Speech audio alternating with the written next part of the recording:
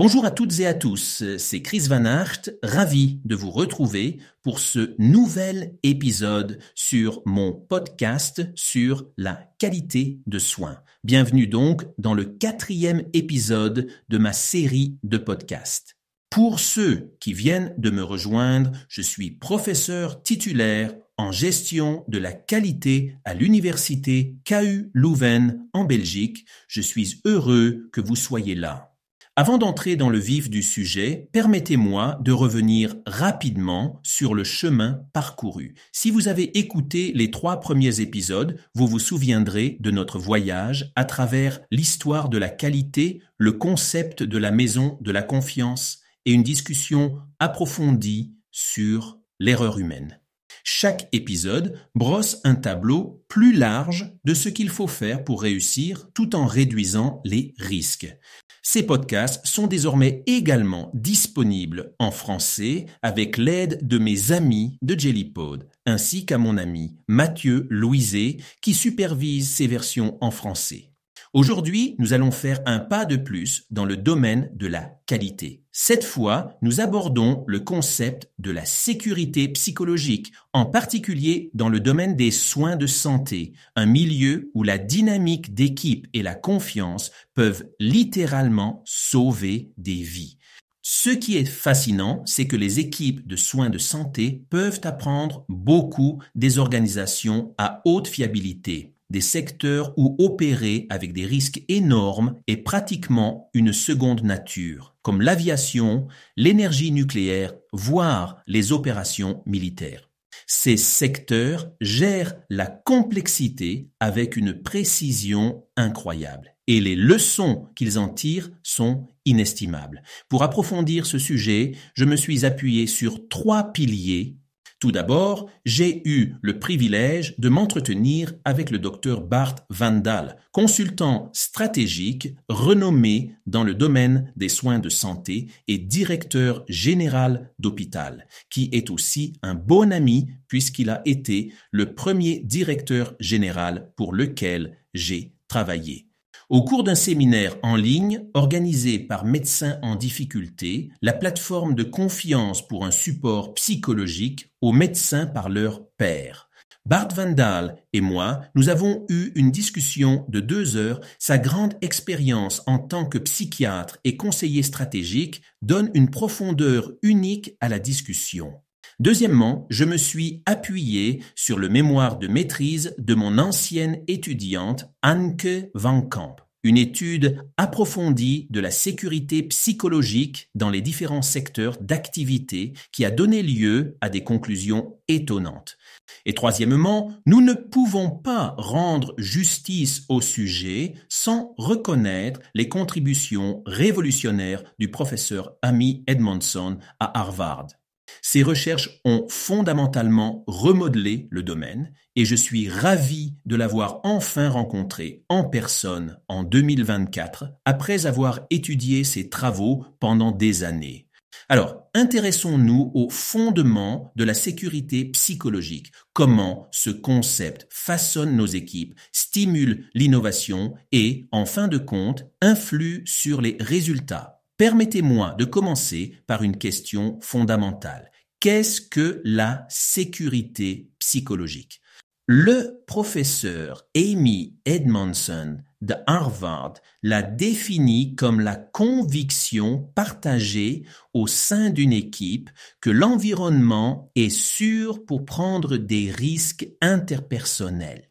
Donc, la conviction partagée au sein d'une équipe que l'environnement est sûr pour prendre des risques interpersonnels.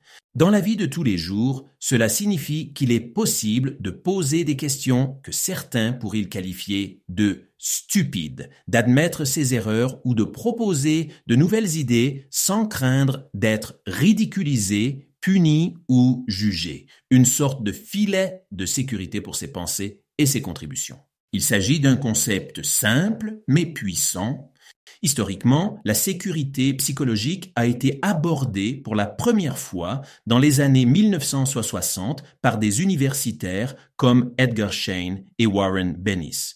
Ils ont soutenu que cette sécurité était cruciale pour aider les gens à s'adapter aux changements organisationnels sans se sentir sur la défensive.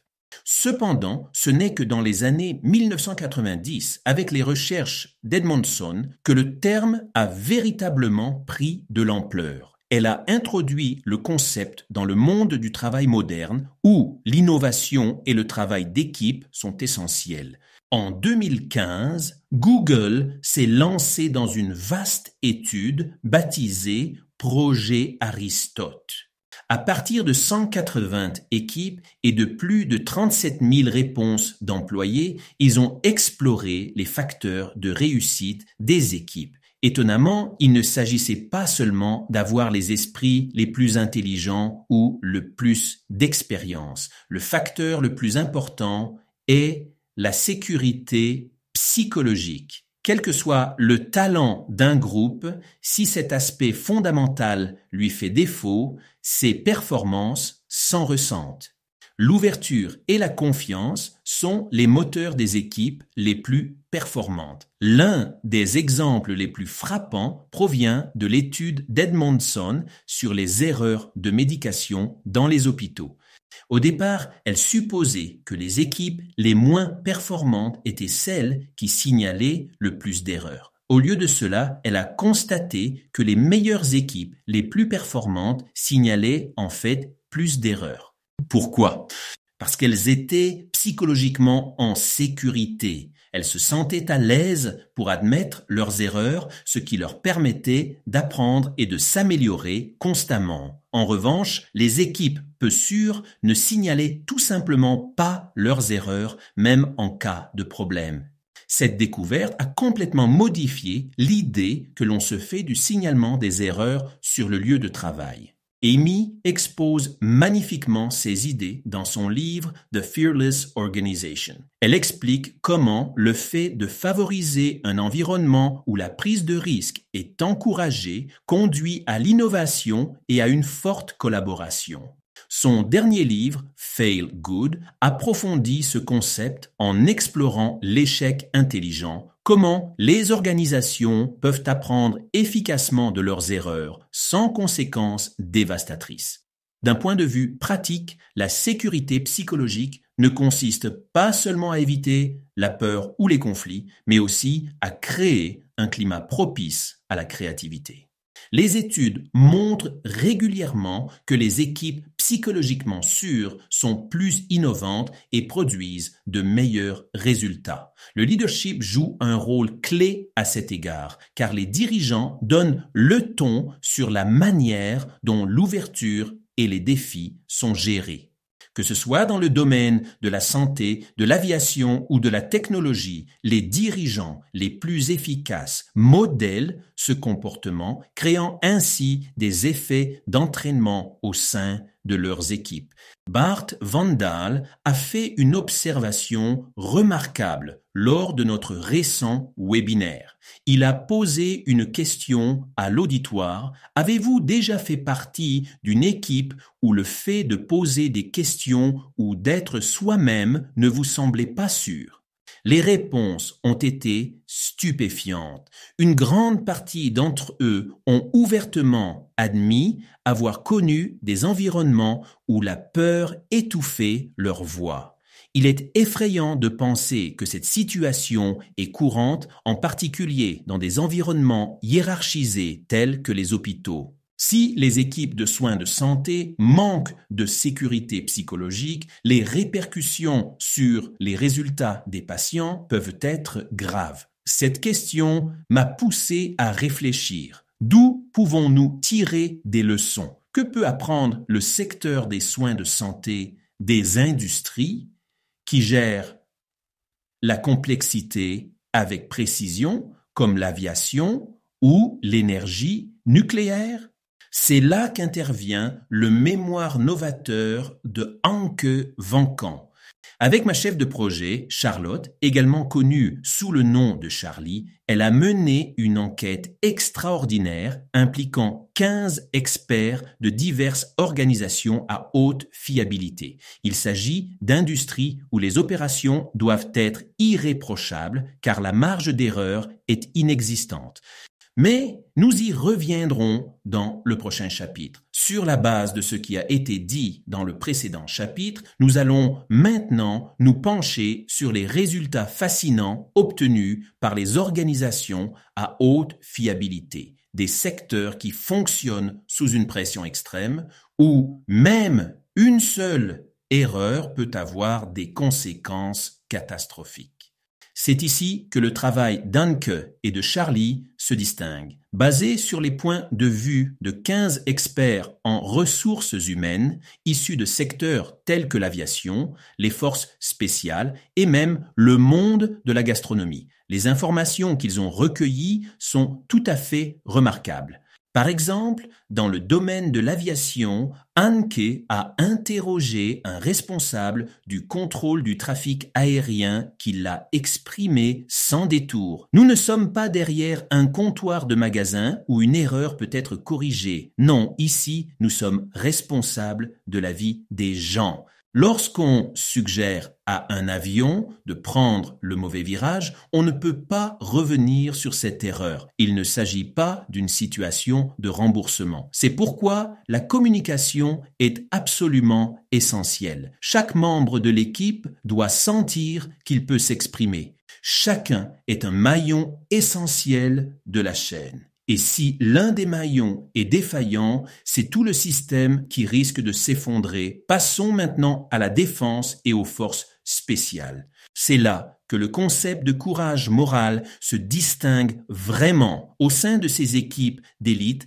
la prise de parole n'est pas seulement encouragée, c'est un devoir. Une personne interrogée a souligné qu'il fallait beaucoup de courage pour signaler des problèmes, en particulier dans les scénarios à fort enjeu. Mais le climat de l'équipe doit soutenir cette démarche. Et dans ces environnements, l'autorité ne s'exerce pas librement. Chacun doit avoir à la fois respect et confiance en l'autre. Rappelez-vous notre podcast sur la maison de la confiance. Sans ces éléments fondamentaux, le stress et la pression peuvent déboucher sur des erreurs coûteuses. L'application de ce principe aux soins de santé donne matière à réflexion. Anke a également évoqué un secteur intéressant, presque inattendu, le monde gastronomique. Pensez à ces cuisines que nous avons tous vues à la télévision où les cris et les vociférations semblent faire partie de la culture. Pourtant, les cris ne favorisent pas la croissance et encore moins la sécurité. Elle a mentionné comment certains acteurs clés du secteur culinaire considèrent les quasi-accidents, c'est-à-dire les situations où des erreurs ont été évitées de justesse. Il est essentiel de créer un environnement où les erreurs et même les accidents évités de justesse peuvent être discutés ouvertement sans crainte d'humiliation. Les équipes sont encouragées à tirer les leçons de ces erreurs pour éviter les catastrophes. La sécurité psychologique est au cœur de tout cela. Dans toutes les interviews d'Anke et de Charlie, l'importance de ce concept est revenue à plusieurs reprises. Il s'agit de créer une culture sans reproche ou, plus ambitieusement, ce que l'on appelle souvent une approche juste face à l'erreur. Les gens se sentent en sécurité lorsqu'ils signalent des problèmes ou expriment des préoccupations, sachant qu'ils ne subiront pas de représailles. Mais, et c'est un point crucial, ce n'est pas à une seule personne de créer cette sécurité. Il s'agit d'un effort collectif, d'un processus continu qui ne s'arrête jamais. Comme l'a dit avec justesse un répondant de l'industrie chimique, il ne s'agit pas de faire de la pâtisserie ou de la boulangerie. Il ne s'agit pas de faire des biscuits.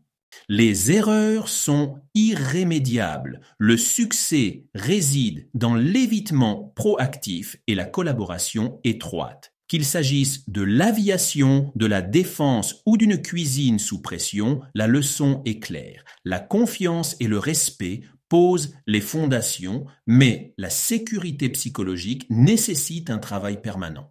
Sans elle, les équipes ne peuvent pas être performantes dans la pression et elles ne peuvent certainement pas apprendre de leurs erreurs. J'ai travaillé sur ces podcasts lors d'une visite à Vancouver où j'ai participé au forum sur la qualité et j'ai rencontré à l'hôtel une jeune femme et sa meilleure amie, très drôle, pilote dans l'aviation d'affaires au Canada, qui m'a parlé de son travail. Elle m'a expliqué son travail. Il y a beaucoup de similitudes avec notre monde de la santé. Gestion des ressources humaines, grande complexité, beaucoup d'heures de travail, fatigue, ego, fierté et recherche de l'excellence.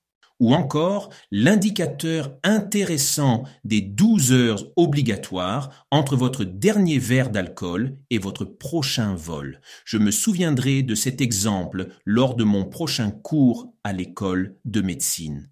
Bon, revenons maintenant à la théorie sur la sécurité psychologique, mais vous pouvez comprendre que la rencontre avec cette jeune pilote a été intéressante. Plus tôt, nous avons abordé l'importance de la sécurité psychologique, mais il ne suffit pas de créer un environnement sûr pour y parvenir. Il s'agit également de fixer des normes élevées. Le modèle de la zone de performance d'Amy Edmondson résume bien cet équilibre. Il souligne que les équipes efficaces naviguent entre 4 zones clés: le confort, l'apathie, l'anxiété et, enfin, la plus précieuse, la zone d'apprentissage ou de haute performance. Permettez-moi d'approfondir ce point sur la base des discussions que j'ai eues à ce sujet avec Barr. La zone de confort est celle où l'on trouve une grande sécurité psychologique, mais peu de normes. Les gens se sentent soutenus, mais il n'y a pas de réelle exigence d'excellence. C'est un endroit agréable à vivre, mais qui n'est pas propice à la croissance. Enfin, il y a la zone d'apathie, une sécurité psychologique faible associée à des normes peu exigeantes. Comme vous pouvez l'imaginer, c'est dans cette zone que le désengagement est le plus répandu et que les gens se contentent de faire ce qu'ils ont à faire. C'est vrai. Il y a ensuite la zone d'anxiété. Il s'agit d'une sécurité faible et de normes élevées et c'est honnêtement un désastre en attente de se produire. Les gens sont stressés, ont peur de s'exprimer et sont acculés. L'épuisement professionnel est presque inévitable. Croyez-moi, je l'ai vu de mes propres yeux dans certaines équipes hospitalières. Cela nous amène à l'endroit où nous voulons vraiment être, la zone d'apprentissage ou de haute performance. Dans cet espace, il y a un équilibre. Les gens se sentent psychologiquement en sécurité, certes, mais ils sont également mis au défi d'atteindre des objectifs ambitieux. C'est là que la magie opère, que la créativité, la collaboration et l'innovation s'épanouissent. Pour atteindre cette zone, les dirigeants doivent toutefois affiner leur approche. Pour de nombreuses équipes, ce n'est pas intuitif. Et c'est là toute l'astuce, n'est-ce pas? C'est difficile pour les managers. Ils doivent favoriser un sentiment de sécurité tout en ne plaçant pas la barre trop basse. Sans cet équilibre, les équipes dérivent inévitablement vers le mauvais côté du modèle d'Edmondson. Maintenir ces deux éléments alignés est plus facile à dire qu'à faire. La question qui se pose alors est la suivante. Comment rendre cela opérationnel? Comment guider les équipes vers cet équilibre idéal?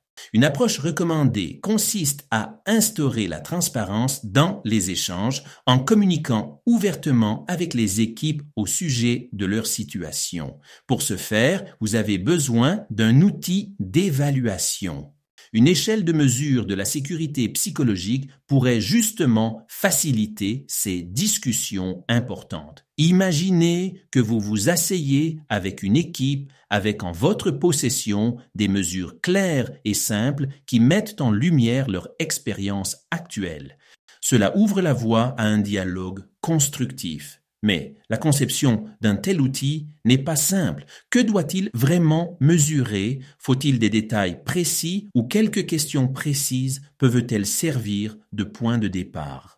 Mesurer la sécurité psychologique, voilà un véritable défi. Comment définir quelque chose d'aussi interpersonnel et fluide? En réalité, vous n'avez probablement pas besoin de tous les détails. Ce qui est le plus important, c'est d'avoir un moyen d'entamer des conversations significatives.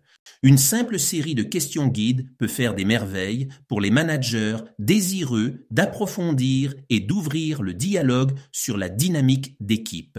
L'échelle de 7 questions d'Amy Edmondson est une excellente source d'information. Elle est simple, mais incroyablement éclairante. Vous posez des questions telles que « Si vous faites une erreur dans cette équipe, vous en tient-on souvent rigueur ?» ou « Les membres de l'équipe sont-ils capables de soulever des questions difficiles ?»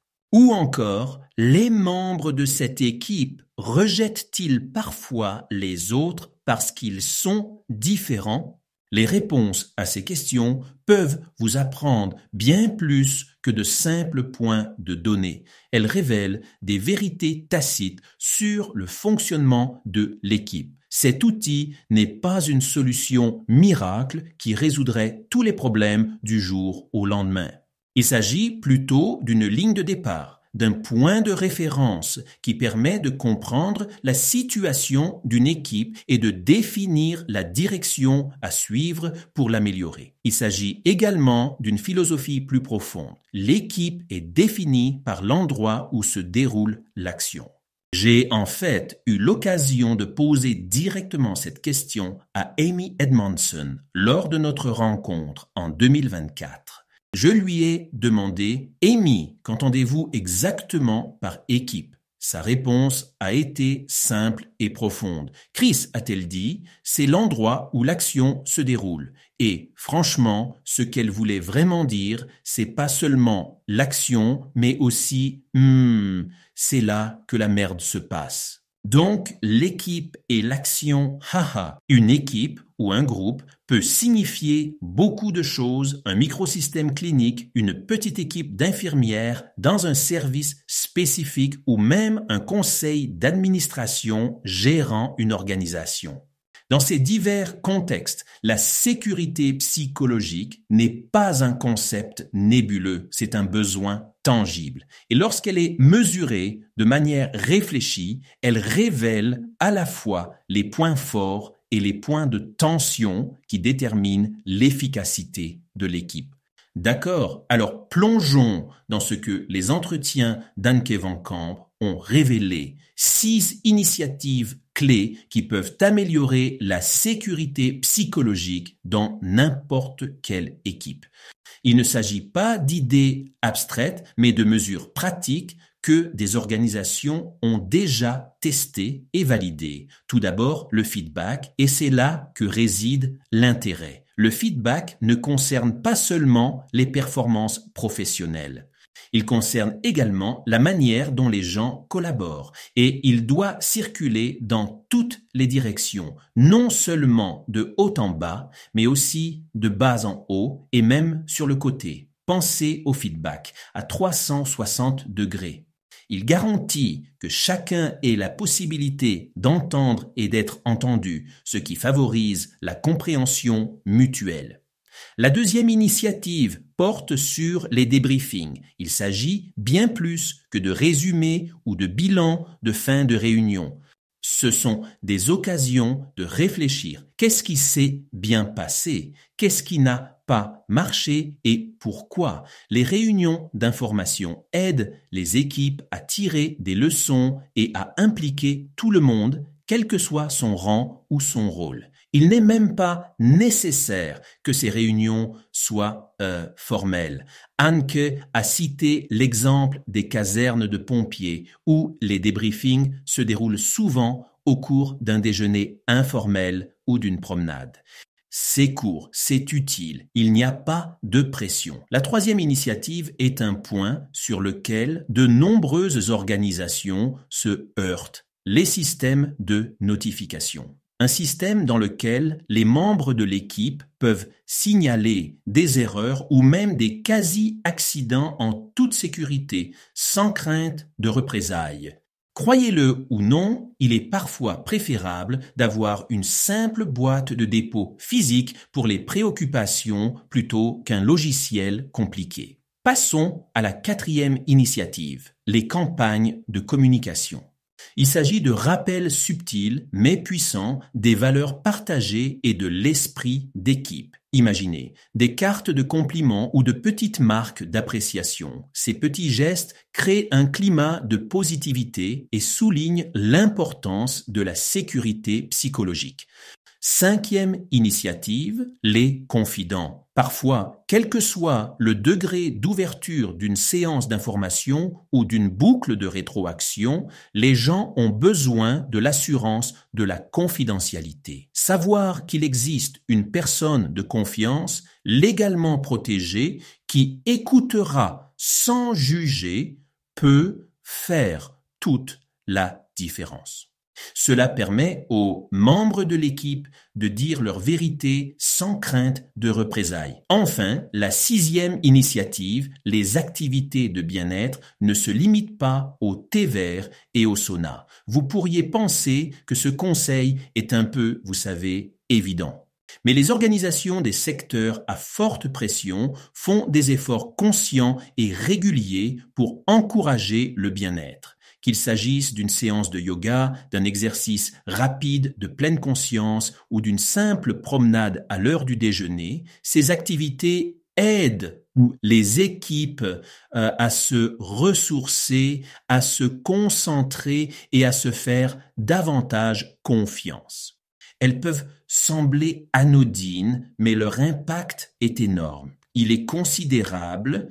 Ensemble, ces 6 initiatives contribuent fondamentalement à maintenir une culture ouverte et sans reproche. Mais il est important de se rappeler que la mise en œuvre de ces initiatives n'est pas une solution miracle. C'est un processus, une culture de la sécurité qui nécessite du temps et des efforts constants pour se développer et, honnêtement, elle a aussi besoin de financement. C'est toujours le cas.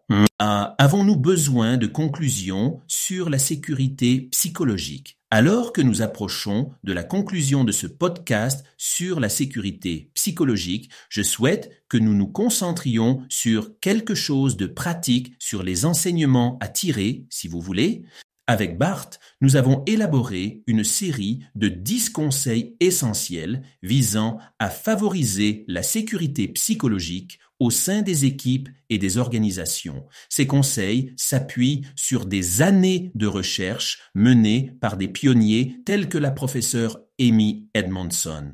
Sur les conclusions de la thèse d'Anke en collaboration avec Charlie et sur la vaste expérience de Bart en tant que psychiatre et consultant stratégique. Ces conseils sont également le fruit de mes propres réflexions, des discussions que j'ai eues avec des étudiants, des responsables des soins de santé et des décideurs politiques au fil des années, et même des discussions avec ma charmante fille de 17 ans, Manon, ma princesse, qui s'intéresse vraiment à ce sujet et qui commencera en 2026 des études de psychologie à l'université KU Leuven. Je pense que les prochaines années seront une véritable bénédiction pour moi car je pourrai profiter de ces idées. Les voici donc. Premièrement, faites preuve de vulnérabilité. Cela signifie que vous pouvez admettre que vous n'êtes pas parfait. Deuxièmement, encouragez un dialogue ouvert. Rappelez-vous, en tant que dirigeant, essayez de ne pas commencer les réunions en exprimant d'abord votre opinion. Laissez les autres orienter la conversation. Troisièmement, répondez positivement au feedback. Donnez l'exemple d'un dirigeant désireux d'apprendre chaque jour. Quatrièmement, cultivez une culture sans reproche. Ne mettez plus l'accent sur les fautes, mais sur la compréhension de ce qui peut être appris. Cinquièmement, reconnaissez toujours les contributions des autres. Faites savoir aux gens qu'ils brillent. Cela favorise le respect mutuel et renforce les équipes. Et je ne parle pas seulement de garder la porte de votre bureau ouverte. Faites en sorte que vos conversations soient significatives et honnêtes. Septièmement, organisez des réunions véritablement inclusives. Cela signifie qu'il faut faire attention à l'humour ou aux remarques susceptibles d'aliéner. Gardez-les respectueuses, jamais étranges ou source de division. Huitièmement, formez-vous à l'écoute active. Si vous êtes présent, soyez vraiment là, laissez tomber les distractions, fermez vos ordinateurs portables, les courriels peuvent attendre. Neuvièmement, abordez immédiatement les comportements impolis ou inciviques. Ne les laissez pas s'envenimer, les tensions non exprimées minent la confiance de l'équipe. Enfin, dixièmement, encouragez l'apprentissage en équipe. Partagez vos expériences, demandez aux autres de faire de même et célébrez le processus d'apprentissage. Nous évoluons tous, minute par minute, heure par heure. C'est en gardant ces conseils à l'esprit que je souhaite adresser mes plus sincères remerciements à Bart d'abord. Tes idées pratiques ont été incroyablement éclairantes aujourd'hui. À Anke ensuite, avec le soutien de Charlie et enfin à Amy Edmondson, votre travail continue d'inspirer tant d'entre nous. Tant. À nos auditeurs, j'espère que vous repartirez non seulement avec des connaissances, mais aussi avec le courage de rendre vos équipes et vos lieux de travail plus ouverts, plus confiants et plus innovants. À mes étudiants et à mon équipe, n'hésitez pas à partager vos idées, même lorsque je ne suis pas au mieux de ma forme. Parce que, en vérité, je suis encore en train d'apprendre, moi aussi, surtout en ce qui concerne la création d'une sécurité psychologique. Interrompez-moi si je parle trop, je veux vraiment que nous soyons égaux dans l'équipe. Ne l'oubliez jamais, c'est ce que nous avons appris du projet Aristote, n'est-ce pas? Un grand merci à tous ceux qui écoutent cet épisode pour le temps et l'intérêt qu'ils y ont consacré. Continuons à aller de l'avant ensemble et à bientôt dans le prochain épisode de cette série de podcasts sur la qualité.